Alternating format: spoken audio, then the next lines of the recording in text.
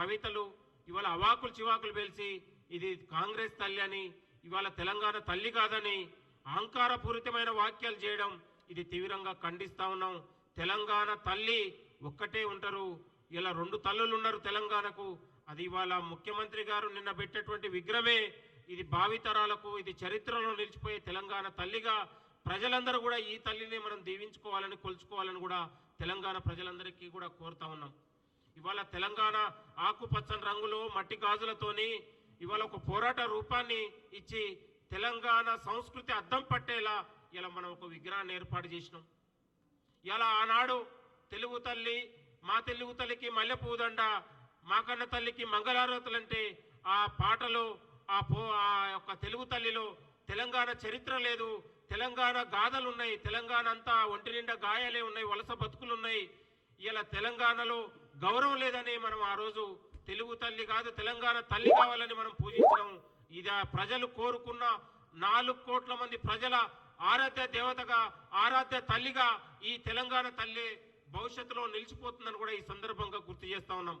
ఈ తెలంగాణ తల్లిని అన్ని విశ్వవిద్యాలయాల్లో కూడా ఏర్పాటు చేయాలని కూడా మనం ప్రభుత్వాన్ని కోరదాం. అన్ని విశ్వవిద్యాలయాల్లో భావితరాల్లో కూడా ఈ తెలంగాణ తల్లి ఉండేటట్లుగా మనం అందరం కూడా దీన్ని మనం ఆనవాయితీగా పాటించుకోవాల్సిన అవసరం ఉందని కూడా కోరుతా ఉన్నాం.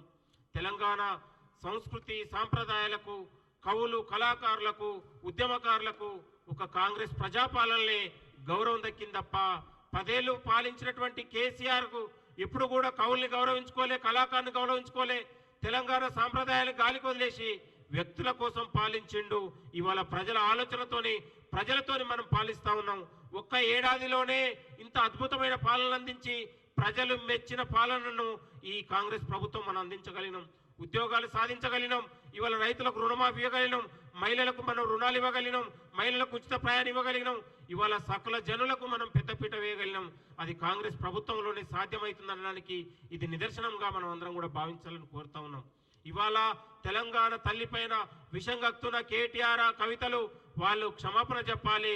తెలంగాణ తల్లిని విమర్శించే నైతిక అర్హత వాళ్ళకు లేదు అని కూడా ఈ సందర్భంగా గుర్తు చేస్తాం. మహిళలు గౌరవించుకున్నటువంటి పార్టీ ప్రభుత్వం ఏదైనా ఉందంటే అది కాంగ్రెస్ ప్రభుత్వం మాత్రమే కూడా ఈ సందర్భంగా గుర్తు చేస్తా ఉన్నాం. కాబట్టి తెలంగాణ తల్లి విగ్రహం పైన ఎలాంటి రాద్ధాంతం అవసరం లేదు.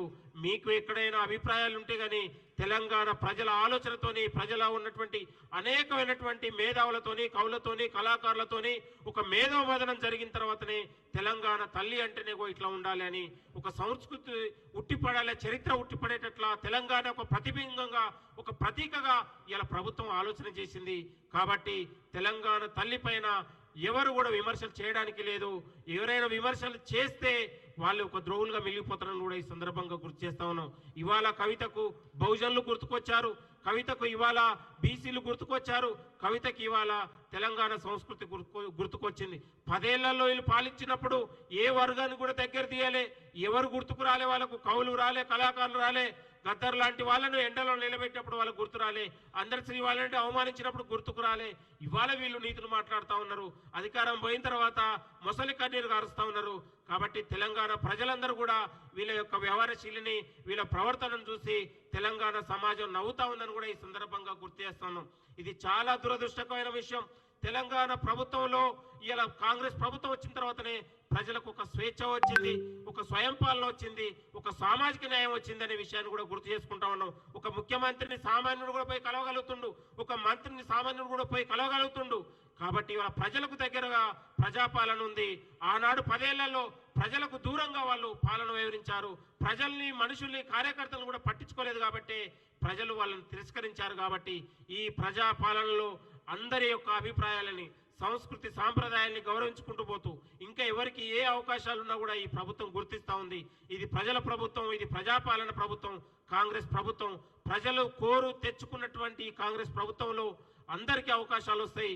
అందరూ సాంప్రదాయాలు అందరూ ఉన్నటువంటి గౌరవించుకుని పోతా ఉన్నాం. ఇవాళ చాక లైలమ్మ లాంటి వాళ్ళకు ఇవాళ కోటి మహిళా యూనివర్సిటీకి ఒక పేరు పెట్టి ఇలా గౌరవించుకోగలిగినాం. ఇవాళ గద్దర్ని గౌరవించుకోగలిగినాం, అందశ్రీని గౌరవించుకోగలిగినాం ఇవాళ. కాబట్టి ఈ యొక్క పాలనలోనే మనందరికీ అవకాశాలు ఇవాళ మనం ఆత్మగౌరవం లభిస్తుందనడానికి ఇవన్నీ కూడా నిదర్శనాలు కూడా కోరుతూ భవిష్యత్తులో కూడా ఈ యొక్క తెలంగాణ తల్లిని మనందరం కూడా ఊరు వాడలా కూడా జరుపుకునే రోజు రావాలని కూడా కోరుతూ, తల్లి సోనియా గాంధీ గొప్ప ఆలోచనతో ఇవాళ తెలంగాణ రాష్ట్రం ఆవిర్భించబట్టే ఇవాళ తెలంగాణ ఇవాళ దేశంలోనే మనం ఇవాళ కాంగ్రెస్ పథకాలు కూడా రేపు ఆదర్శంగా ఉండబోతా ఉన్నాయి. ఒక్క ఏడాదిలోనే 54,000 ఉద్యోగాలు మనం భర్తీ చేసినాం. ఒక్క 56 రోజులలో 56 రోజులలో 11,062 డిఎస్సి పోస్టులను ఇచ్చి ఇలా నిరుద్యోగ యువతకు ఆర్డర్ కాపీలు ఇచ్చి మనం ఉపాధ్యాయులుగా తీర్చిదిద్దినటువంటి ఘనత తెలుగు రాష్ట్రంలో కాదు, ఇది దేశ చరిత్రలోనే గొప్ప మైలురాయిగా మనం భావించాలని కోరుతా ఉన్నాం. కాబట్టి ఇలా గ్రూప్ 1 కావచ్చు, గ్రూప్ 2 కావచ్చు, నిరుద్యోగులు కావచ్చు, మహిళలు కావచ్చు, ఒక్క ఏడాదిలోనే సంక్షేమ పథకాలకు 62,000 కోట్లు వెచ్చించి అన్ని వర్గాలను మనము సంతృప్తిపరిచి అన్ని వర్గాలను అభివృద్ధి చేసినటువంటి ఘనత మన ప్రభుత్వానికి దక్కింది. కాబట్టి ఇది తెలంగాణ ఉమ్మడి రాష్ట్రంలో కావచ్చు, ఇది తెలంగాణ రాష్ట్ర చరిత్రలోనే తెలుగు తల్లి విగ్రహ ఆవిష్కరణ ఒక మైలురాయిగా ఒక చరిత్రగా నిలిచిపోతా ఉంది. ఇంత గొప్ప ఆలోచనతో ఏర్పాటు చేసినటువంటి ముఖ్యమంత్రి గారికి, మంత్రులకు ప్రత్యేక ధన్యవాదాలు కూడా తెలియజేస్తా ఉన్నాం. ఈ ఏడాది పాలనలో ముఖ్యమంత్రి గారి మంత్రులు ఇవాళ ఎక్కువ ఉన్నటువంటి శ్రమ పడిన తీరు ఇది ఒక అద్భుతమైన విషయంగా భావిస్తా ఉన్నాం.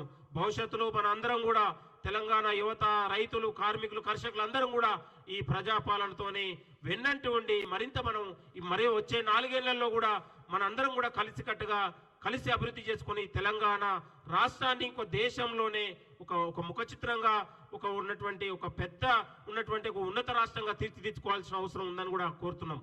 Thank you. నమస్తే అందరికీ.